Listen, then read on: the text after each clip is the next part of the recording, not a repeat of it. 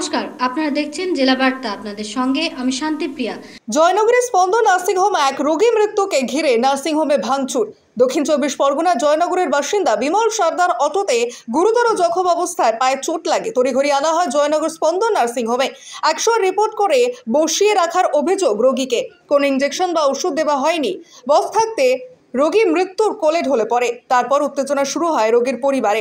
ভাঙচুর করে জয়নগর স্পন্দন নার্সিংহোম। অবশ্য ডাক্তারের পক্ষ থেকে জানায় রোগীকে ভর্তি করা হয়নি। ডাক্তার দেখাতে এসেছিল। ডাক্তার আসে 3টের সময়, উনি এসে 2:30-এর সময় এক্স-রে রিপোর্ট করে বসে আছে। তার মধ্যে এমন দুর্ঘটনা ঘটে গিয়েছে। এর জন্য নার্সিংহোম কর্তৃপক্ষ দায়ী নয়।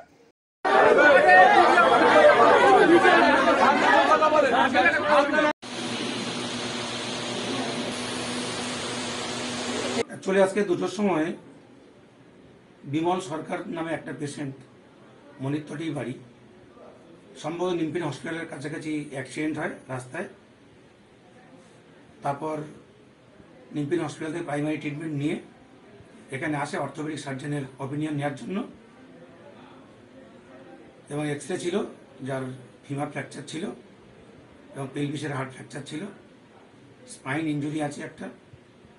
তো অর্থোপেডিক সার্জন আজকে 3টেই টাইম, এখানে 2টো 10-15 নাগাদ পেশেন্ট আমাদের নার্সিংয়ের মধ্যে আসে।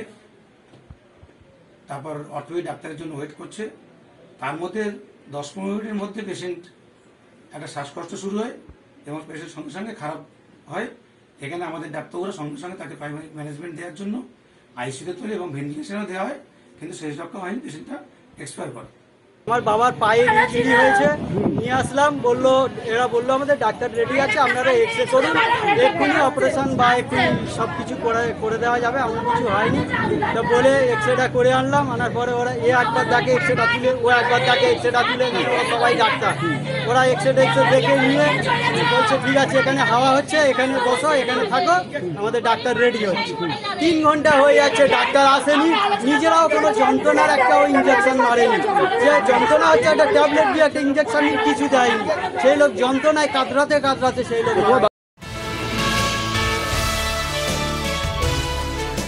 বারুইপুরে কম্পিউটারে ভূতের গেম খেলার জেরে মৃত্যু 9ম শ্রেণীর ছাত্রের। মৃতের নাম সাগ্নিক নস্কর, বয়স 14।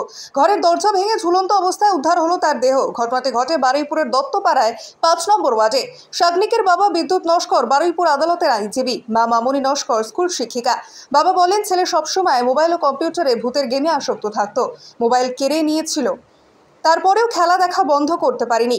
সোমবার বাজারে গিয়েছিলাম, তারপর বাড়ি ফিরে দেখি দোতলার ঘর বন্ধ। ডাকাডাকি করেও না পাওয়ায় দরজা ভেঙে ছেলের ঝুলন্ত দেহ দেখি। এইভাবে ছেলে আত্মহত্যা করবে ভাবিনি।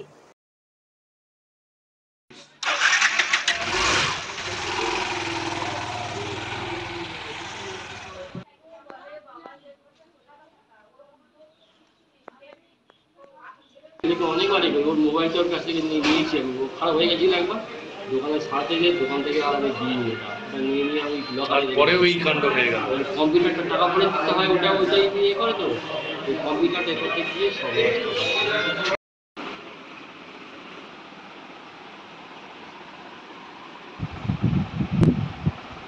নিয়ে নিচ্ছে একটি ছোট্ট বিরতি। ফিরে আসছি বিরতির পর। সঙ্গে থাকুন ভয়ের সঙ্গে নির্ভয়ে।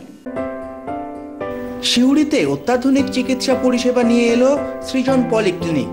ওষুধের দোকান সহ অত্যাধুনিক মানের প্যাথোল্যাব, কম্পিউটার তথা অত্যাধুনিক মেশিনে রক্ত, মল, মূত্র ও থাইরয়েড পরীক্ষার সঙ্গে এখানে রয়েছে বিশিষ্ট চিকিৎসকদের বসার চেম্বার। রোগীদের স্বাচ্ছন্দ্যের কথা ভেবে সম্পূর্ণরূপে এসি নিয়ন্ত্রিত সৃজন পলিক্লিনিকে রয়েছে বসার সুবন্দোবস্ত, বিশুদ্ধ পানীয় জল ও টয়লেটের ব্যবস্থা। এখানে বসছেন সিউড়ি সদর হাসপাতালের বিশেষজ্ঞ চিকিৎসক সহ অন্যান্য শহর ও হাসপাতালের বিশিষ্ট চিকিৎসকরা। সৃজন পলিক্লিনিক ও প্যাথোল্যাব, সিউড়ি, বীরভূম। সিউড়ি সদর হাসপাতালের পাশে ফাঁড়ি ঘরের উল্টো দিকে। Mobile number 8373071019, 9474437713, 9434326822। ফিরে এলাম বিরতির পর। পোস্টাল ডিপার্টমেন্টের অফিসার শঙ্কুর মোহন দাসের কফিন বন্দি দেহ ফিরল তার কলকাতার ফুলবাগানের সার্কুলার রোডের বাড়িতে। সোমবার কাঞ্চনজঙ্ঘা এক্সপ্রেসের ট্রেন দুর্ঘটনায় মৃত্যু হয়েছিল তার। তাকে তার বাড়িতে সম্মান জানাতে উপস্থিত হন মেয়র ফিরহাদ হাকিম, মানিকতলার ওপর নির্বাচনের প্রার্থী শুক্তি পান্ডেও।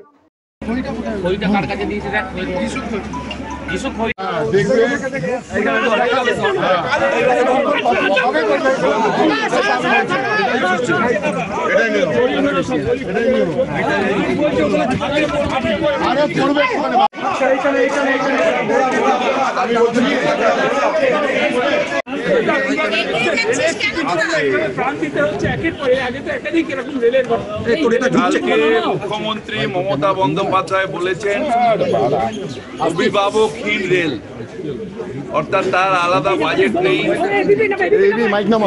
থেকে কন্ট্রোল হচ্ছে, পরিকল্পনা নেই।